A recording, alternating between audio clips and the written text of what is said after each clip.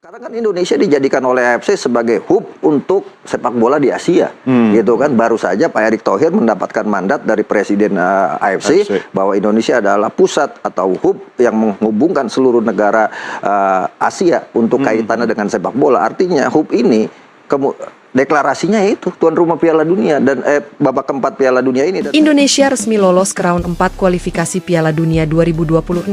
Negara jiran dibuat iri. Prestasi gemilang kembali ditorehkan oleh timnas Indonesia. Untuk pertama kalinya dalam sejarah, Indonesia berhasil menembus putaran keempat kualifikasi Piala Dunia 2026 zona Asia. Indonesia sudah lolos ke babak yang keempat ya, karena Bahrain sudah kalah oleh Arab Saudi dan China sudah dikalahkan oleh timnas Indonesia. Jadi, kepastian ini membuat geger publik sepak bola Asia Tenggara, terutama negara-negara jiran seperti Malaysia, Thailand, dan Vietnam. Tak sedikit media asing yang mengungkapkan rasa iri, bahkan menyindir federasi mereka sendiri karena gagal mengikuti jejak Garuda. Keberhasilan ini menjadi bukti nyata dari transformasi besar-besaran yang dilakukan oleh PSSI di bawah kepemimpinan Erick Thohir dan tangan dingin pelatih Shin Tae-yong.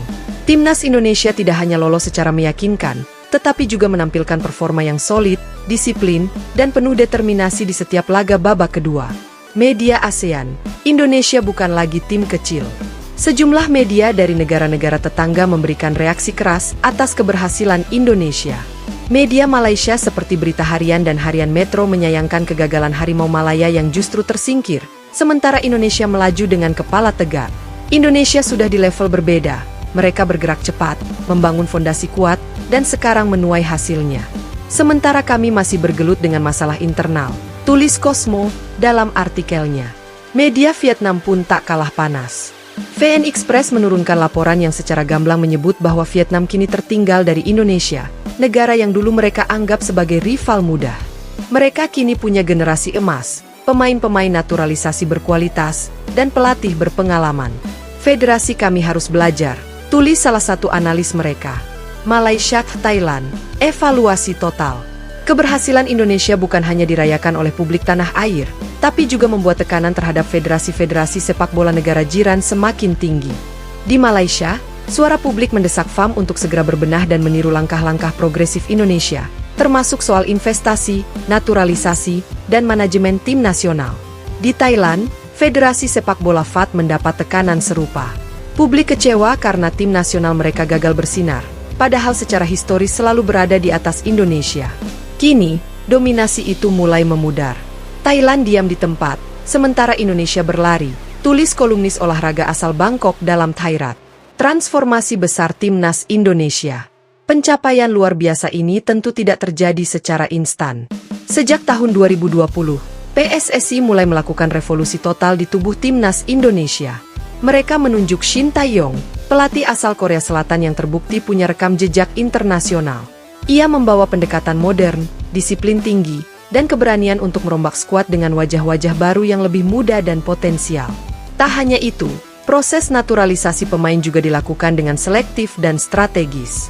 Nama-nama seperti Rafael Struijk, Jai Itzes, Nathan Choeon, hingga Tom Haye memperkuat kualitas permainan Indonesia secara drastis.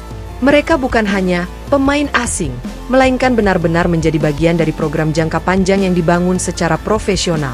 Federasi juga bekerja keras menyiapkan infrastruktur latihan, sistem data analisis, hingga nutrisi pemain. Semua itu menjadi kombinasi yang membawa Indonesia menembus level Asia. Dukungan penuh dari pemerintah.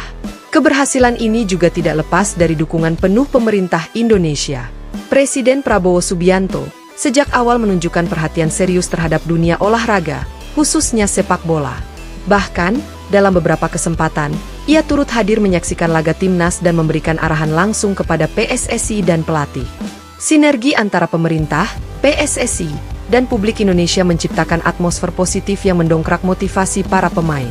Stadion selalu penuh, supporter fanatik selalu hadir, dan semangat nasionalisme begitu terasa setiap kali Garuda bertanding. Mimpi ke Piala Dunia 2026 makin nyata.